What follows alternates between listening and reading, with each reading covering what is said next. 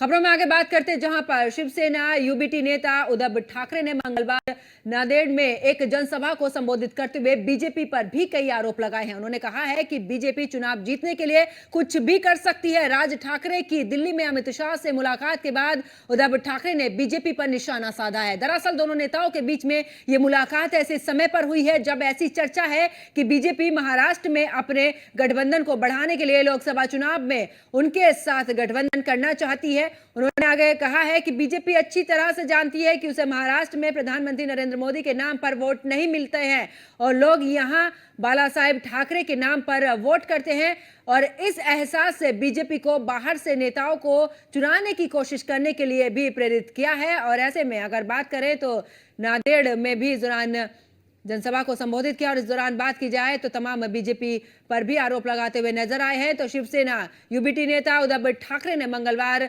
नांदेड़ में एक जनसभा को संबोधित करते हुए बीजेपी पर तमाम तरीके के कई आरोप लगाए हैं। उन्होंने कहा है कि बीजेपी चुनाव जीतने के लिए कुछ भी कर सकती है। राज ठाकरे की दिल्ली में अमित शाह से मुलाकात के बाद उद्धव ठाकरे ने बीजेपी पर भी जमकर निशाना साधा। दरअसल दोनों नेताओं के बीच में मुलाकात ऐसे समय पर हुई है जब ऐसी चर्चा है कि बीजेपी महाराष्ट्र में अपने गठबंधन को बढ़ाने के लिए लोकसभा चुनाव में उनके साथ में गठबंधन करना चाहती है। साथ ही उन्होंने यह भी कहा कि बीजेपी अच्छी तरह यह भी जानती है कि उसे महाराष्ट्र में प्रधानमंत्री नरेंद्र मोदी के नाम पर वोट नहीं मिलते हैं और लोग यहां बाला साहेब ठाकरे के नाम पर वोट करते हैं। इस एहसास ने बीजेपी को बाहर से नेताओं को चुराने की कोशिश करने के लिए प्रेरित किया और इसी वजह से है कि यह मुलाकात भी हुई।